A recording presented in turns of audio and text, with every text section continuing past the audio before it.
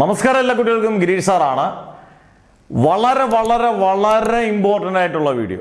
Plus ടുവിലെ science batch, അത് science computer science ആരായിക്കോട്ടെ, ബയോളജി സയൻസോ കമ്പ്യൂട്ടർ സയൻസോ ആരും ആയിക്കോട്ടെ, ഫിസിക്സ് പ്രാക്ടിക്കൽ എല്ലാവർക്കും ഉണ്ട്. ഇത് പുത്തൻ സ്കീം അനുസരിച്ച് നമുക്ക് എങ്ങനെയൊക്കെ എഴുതിയാൽ ഏതിനൊക്കെയാണ് മാർക്ക്, പ്രാക്ടിക്കലിന് മാർക്ക് എന്ന് വളരെ വ്യക്തമായി പറയുന്നൊരു വീഡിയോ ആണ്. ഇത് ഒരുപാട് കുട്ടികൾക്ക് ഇത് ഉപകാരപ്പെടുന്ന ഒരു വീഡിയോ ആണ്. മാക്സിമം ഷെയർ ചെയ്യുക.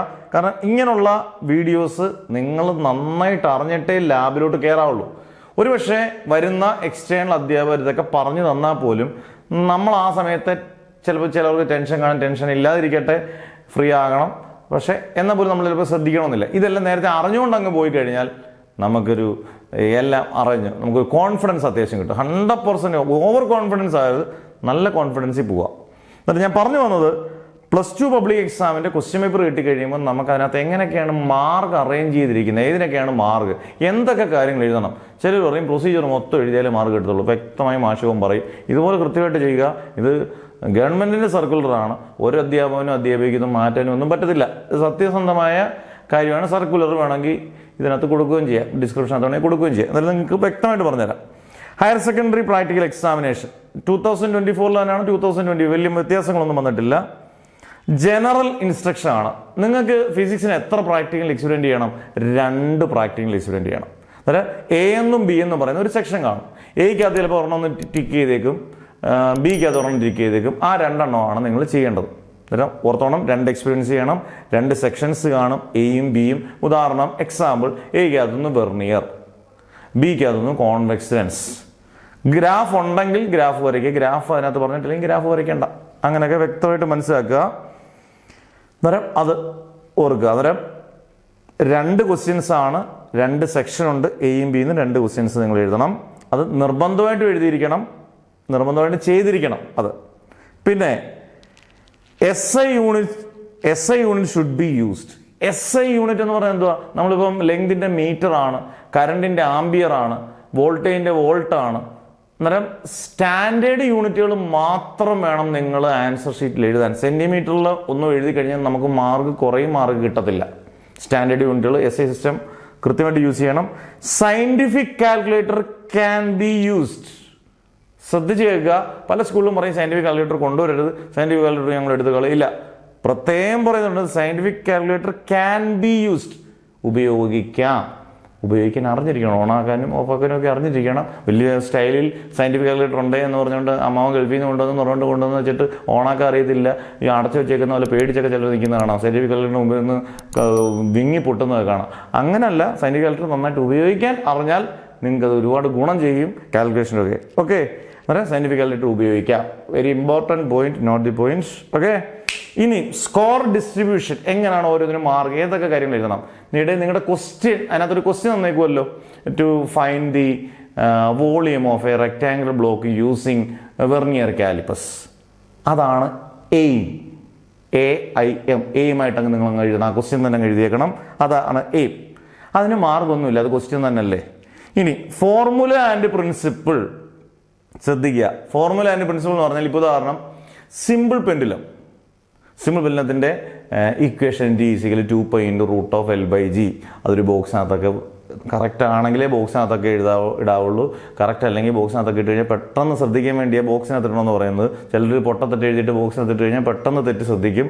നല്ല വൃത്തിയായിട്ട് ശരിയാക്കിയതിന് ശേഷം ബോക്സിനകത്ത് ഇടുക. അത് വളരെ ഇമ്പോർട്ടൻ്റ് ആണത്. അന്നേരം T = 2π × √L/G. T എന്താണ്, L എന്താണ്, G എന്താണെന്ന് വ്യക്തമായിട്ട് എഴുതുക. L is the length of the string, G is the acceleration due to gravity. അങ്ങനെയുള്ള കാര്യങ്ങൾ മാത്രം എഴുതിയാൽ മതി. ചിലതിനൊക്കെ മാത്രം പ്രിൻസിപ്പിൾ. ഇപ്പോൾ ഓംസ് ചോദിക്കുകയാണെങ്കിൽ ഓംസ് ലോ എന്തായാലും എഴുതിയിരിക്കണം. ഗ്രാഫ് ചോദിക്കുകയാണെങ്കിൽ ഗ്രാഫ്, ഇപ്പോൾ UV ഗ്രാഫ്, ലെൻസിൻ്റെ ഗ്രാഫാണ്, UV ഗ്രാഫാണെങ്കിൽ UV ഗ്രാഫ് ജസ്റ്റ് ഒന്ന് വരച്ചിട്ട് അത് അതിൻ്റെ ഷേപ്പ് ഒന്ന് വരച്ച് കാണിച്ചിട്ട് അതിൻ്റെ ഇക്വേഷൻ F = OA + OB/4 അങ്ങനെയുള്ള കാര്യങ്ങളെല്ലാം വ്യക്തമായിട്ട് ക്വസ്റ്റ്യനകത്ത് എന്താണോ ചോദിച്ചിരിക്കുന്നത് അത് മാത്രം എഴുതുക. പ്രൊസീജിയർ ഒരിക്കലും എഴുതേണ്ട ആവശ്യമില്ല. ഇതെങ്ങനെയാണ് ചെയ്യേണ്ടത്, ഇങ്ങനെയാണ് ചെയ്യേണ്ടത്, അങ്ങനെ ഒന്നും എഴുതേണ്ട ആവശ്യമില്ല. അതായത് അതുമായിട്ട് ബന്ധപ്പെട്ട ഓംസിലാണെങ്കിൽ ഓംസിൽ എഴുതുക. ഓംസിൽ ഇക്വേഷൻ R = V/I. ഗ്രാഫ് ഉണ്ടെങ്കിൽ ഗ്രാഫിൻ്റെ അത് മാത്രം എഴുതുക കേട്ടോ. അന്നേരം ഫോർമുല ആൻഡ് പ്രിൻസിപ്പിൾ അതിനകത്ത് എല്ലാത്തിനെയും ടാബർ കോളവും വരയ്ക്കുന്നത് നന്നായിരിക്കും. ടാബർ കോളവും അതിനകത്ത് ഉൾപ്പെടുത്തിയിരിക്കണം. അതിന് 5 മാർക്കാണ്. നമ്പർ 1 ഫോർമുല ആൻഡ് പ്രിൻസിപ്പിളിന് 5 മാർക്കാണ്. എന്തെങ്കിലും സംശയം ഉണ്ടെങ്കിൽ നിങ്ങൾ കമൻസിൽ ചോദിക്കുക. സെറ്റിംഗ് അപ്പ് ഓഫ് അപ്പാരറ്റസ്, അതായത് നിങ്ങൾക്ക് ഇപ്പോൾ ഉദാഹരണം സിമ്പിൾ പെന്നിലോ അല്ലെങ്കിൽ വെർനിയർ സ്ക്രൂ ചെയ്യുന്ന സെറ്റപ്പ് ചെയ്യേണ്ട ആവശ്യമില്ലല്ലോ, ലെൻസോ മിററോ ഒക്കെ കിട്ടുവാണെങ്കിൽ അത് സെറ്റ് ചെയ്യുന്ന ആ രീതിക്ക് 2 മാർക്ക്. അന്നേരം 5ഉം 2ഉം 7. Performance and recording of observation, അതാണ് ഇമ്പോർട്ടൻറ്റ്. പെർഫോമൻസ് എന്ന് പറഞ്ഞാൽ നിങ്ങൾ അവിടെ തകർത്ത ആറാടുന്ന പെർഫോമൻസ് അല്ല, നിങ്ങൾ ചെയ്യുന്നത് നല്ല ഡിസിപ്ലിനായിട്ട് നിന്ന് കോപ്പി അടിക്കാതൊക്കെ വൃത്തിയായിട്ടൊക്കെ ചെയ്ത് ആ പെർഫോമൻസ്, പിന്നെ ടീച്ചർ വന്നിട്ട് 2 റീഡിങ് ചോദിക്കുന്ന ആ റീഡിങ് ഒന്ന് എടുത്ത് കാണിക്കും. ചിലപ്പോൾ ചോദിച്ചില്ലെങ്കിൽ നിങ്ങൾ ടീച്ചറിനെ വിളിക്കും. ചിലർ ടീച്ചർ എന്നോട് ചോദിച്ചില്ല, ടീച്ചർ ചോദിക്കുകയാണ് വാട്ട് ഇസ് മൈ റെസിസ്റ്റിവിറ്റി, അറിയത്തില്ല ടീച്ചർ. അന്നേരം നമ്മളോട് ചോദിച്ചില്ലെങ്കിൽ നിങ്ങൾ വിളിച്ചു വരുത്തി ചോദിക്കേണ്ട ആവശ്യമൊന്നുമില്ല, അത് മാർക്ക് നമുക്ക് കിട്ടിക്കോളും. വിളിച്ചു വരുത്തി ചോദിച്ചിട്ട് തെറ്റ് പറയുന്നതിനെക്കാട്ടി നല്ലത് അവിടെ മിണ്ടാതിരിക്കുന്നത്, അതിനൊക്കെ മാർക്ക് കിട്ടും. അന്നേരം ഇനി 2 റീഡിങ് എടുക്കാൻ ടീച്ചർ പറഞ്ഞാൽ ഉറപ്പായിട്ടും അതാണ് റെക്കോർഡിംഗ് ഓഫ് ഒബ്സർവേഷൻ. അന്നേരം അത് നിങ്ങൾ എടുത്ത് കാണിക്കണം. അത് വെർനിയറോ സ്ക്രൂ ഗേജോ ഏതിൻ്റെയും അത് ടീച്ചറിൻ്റെ അതോറിറ്റിയാണ്, നിങ്ങളത് ചെയ്യണം. അതിന് 6 മാർക്കാണ്. അന്നേരം formula and principle 5 mark, setting up of apparatus 2 mark, performance and recording of observation 6 mark, 7 6 13. Calculation and SI result in SI unit. പലരും ഉണ്ട് കാൽക്കുലേഷൻ അടിപൊളിയായിട്ട് ചെയ്യും, റിസൾട്ട് എഴുതാൻ മറന്നുപോകും. മറക്കരുത് റിസൾട്ട് എഴുതാൻ. 2 പ്രാക്ടിക്കൽ ഫിസിക്സ് ഉണ്ടെങ്കിൽ 2നും റിസൾട്ട് ഉണ്ട്, മറക്കരുത്. ഓർത്തോണേ, മാഷി പറയുന്നത് എപ്പോഴും ഓർത്തോണേ, മറക്കരുത് റിസൾട്ട് എഴുതാൻ, നിങ്ങൾക്ക് മാർക്ക് പോകും അല്ലെങ്കിൽ കേട്ടോ. അങ്ങനെ കാൽക്കുലേഷനെല്ലാം ചെയ്ത് കാൽക്കുലേഷനിലെ ഏതിൻ്റെ യൂണിറ്റ് എഴുതണം, SI യൂണിറ്റ് നിർബന്ധമാണ്. യൂണിറ്റുള്ളതാണ്, യൂണിറ്റ് കൃത്യമായിട്ട് എഴുതിയിരിക്കണം. പിന്നെ റിസൾട്ട് എഴുതിയിരിക്കണം. ഇൻ SI യൂണിറ്റ് എന്ന് അവർ നിർബന്ധമായിട്ടും പറഞ്ഞിട്ടുണ്ട്. അതിന് 4 മാർക്ക്. അന്നേരം 5 2 7 6 13, ഇതിന് 4 മാർക്ക് 17. വൈവ ഈ പറഞ്ഞ പോലെ നമ്മളോട് ചോദിക്കാം. ചില ടീച്ചർമാർ ചിലപ്പം ചോദിക്കത്തില്ല വീട്ടുപേരെന്താണ്. അങ്ങനെ ചിലർ ടെൻഷൻ നമ്മുടെ വീട്ടുപേരാണ് ചോദിക്കുക, നിങ്ങളുടെ പേരെന്താണ്. ഇപ്പോൾ ശ്രീലക്ഷ്മി അല്ലെങ്കിൽ നിതിൻ പേര് പറഞ്ഞു, ചിലരൊന്ന് കരയുക. നിങ്ങളെ സമാധാനിപ്പിക്കാൻ വേണ്ടി പാവം ടീച്ചർ ചോദിക്കുന്നതാണ്.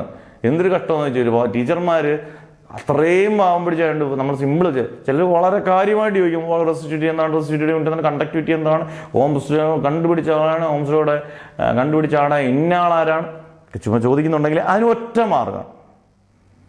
1 മാർക്കാണ് വൈവ കേട്ടോ. നിയമപരമായി 1 മാർക്കാണ്. ഓക്കെ.